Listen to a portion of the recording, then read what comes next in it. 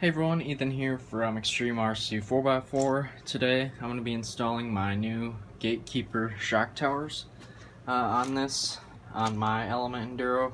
These are, I think I'm going to call them the LowPro shock towers because I made these so that I can lower my Gatekeeper a little bit. It does have a pretty nice stance as it is, but I think I'd like to be able to go a little bit lower. Does feel a little bit top heavy with this cage on it at times, so I'm going to walk you guys through the install of these. They are going to have a couple of options. As you can see, mine are threaded, and we have this aluminum rod for crossmember. You're going to be able to get it without that aluminum rod crossmember and just use nuts into the frame if you'd like. And you will be able to get them so that they're not threaded, just to save yourself a little bit of money if you would like to. Alright, so I'm going to pull the cage off first, and then I'll walk you guys through the install.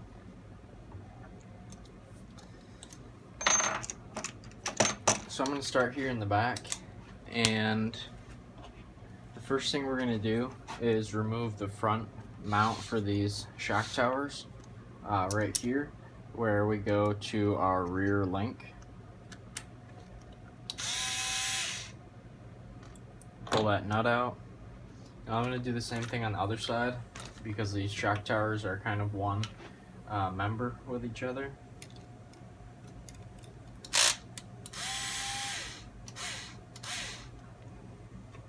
So now that we have those nuts off, I'm going to get into the packaging here.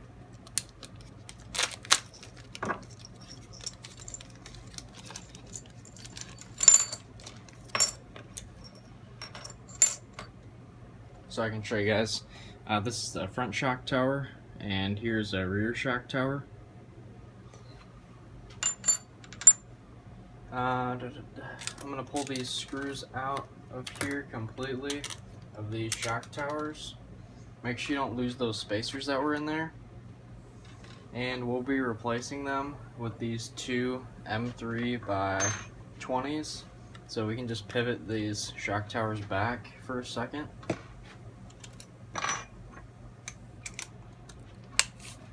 And then install these M3 by 20s through the frame rail, put the spacer on, and then reinstall the upper link.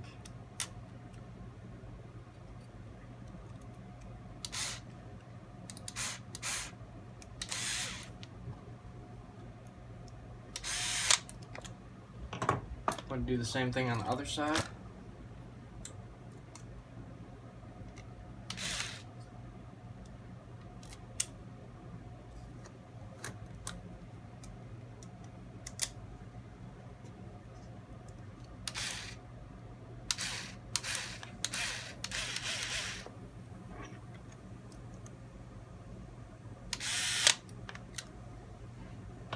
Alright, so now that we have that done, go ahead and remove our shock on this side. Making sure that we don't lose that spacer in our shock. And then in the rear, we can take this screw out. Go ahead and do it on the other side as well.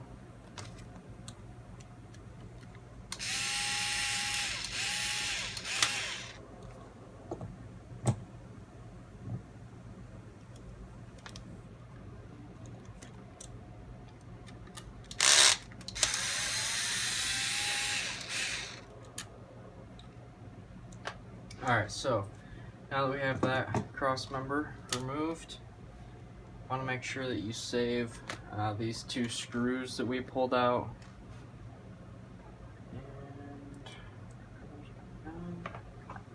So the rear, all the shock towers are directional because they have the spots where the screws will sit. So this one is going to be the passenger side, but since I ordered mine with this aluminum crossmember, we can go ahead and put that into the frame rails. This is just going to make install easier and probably stiffen up the frame just slightly. So if you don't want that, I will provide you with nuts that you can stick inside of the frame.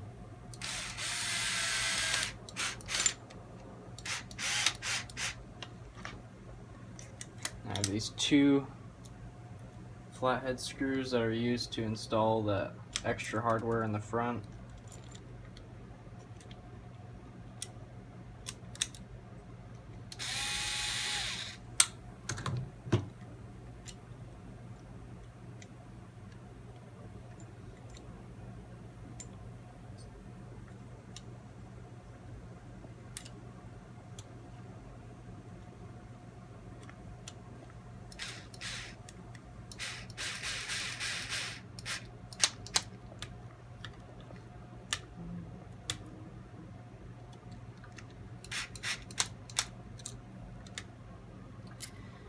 Now, I did drop the spacer. Here it is.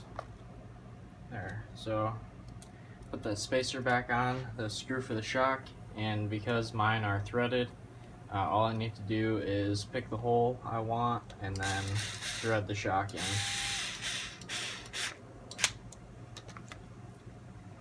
Alright. So that's that side done. And now I can go ahead and do this side, which is the same procedure.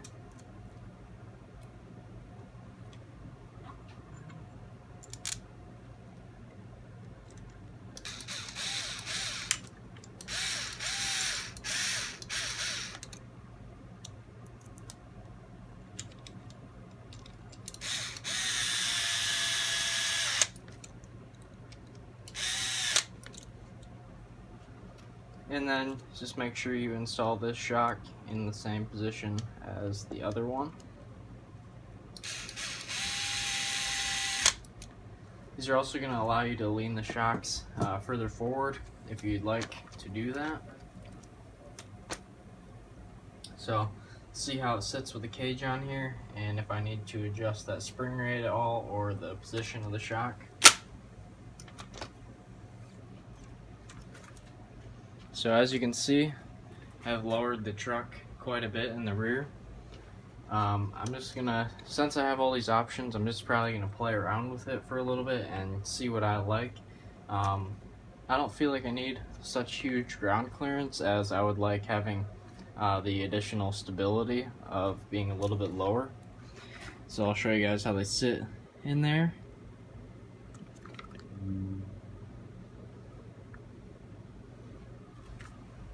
Alright, now go ahead and work on the front shock towers. These should be really easy to remove. Just take our shocks out.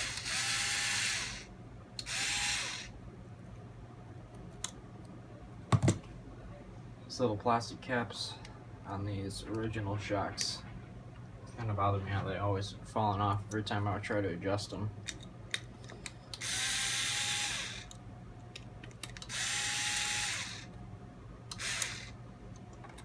So for the front shock towers, you're just going to use the factory hardware.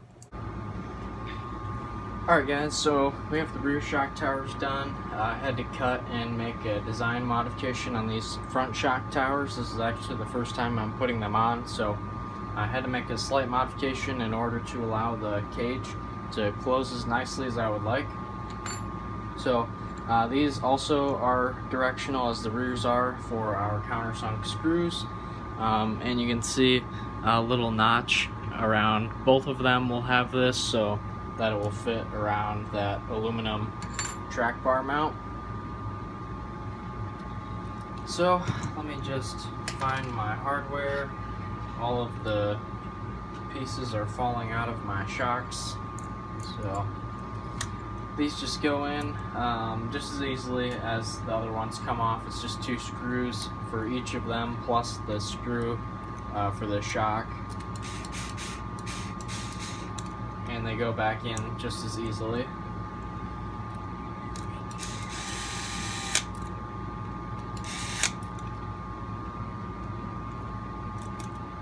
make sure you have all of your hardware for the top of the shock, the ball joint, and that spacer.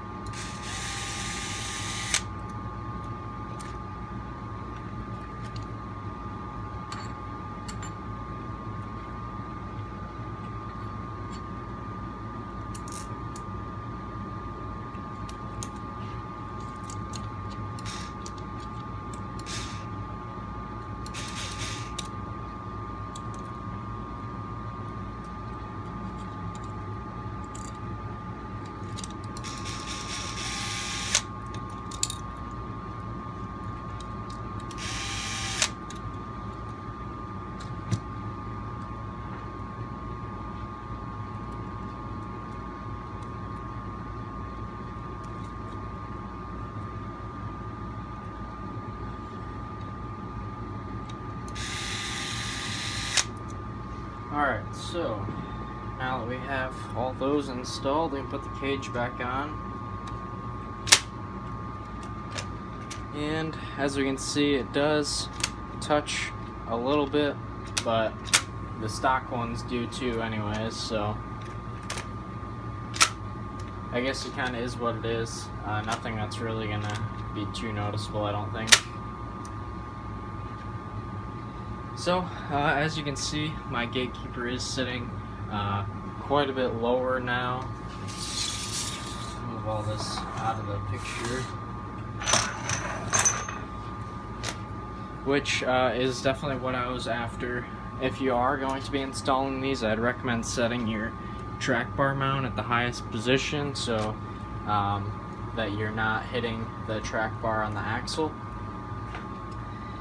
But I have mine in the front set at the lowest position. In the rear I could go even lower if I wanted to, but I think I'm going to increase the spring rate in the rear, maybe just slightly because of how those shocks get leaned forward.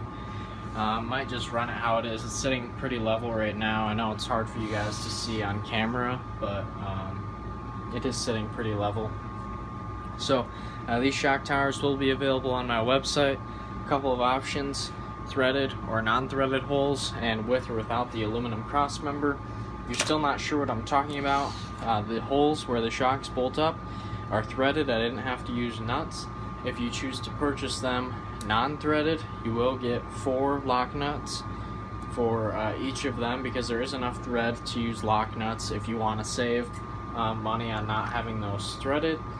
Also, these will be available with or without this aluminum cross member, which is this piece. If you choose not to purchase it, you'll just get some lock nuts that you can stick inside the frame rails. I make it optional again for guys to save money, but I like having it in there just to give a little bit of rigidity to these rear shock towers. Nice and stiff. There is no, like how on these stock shocks towers in the rear, there's this big center brace. You don't need that anymore.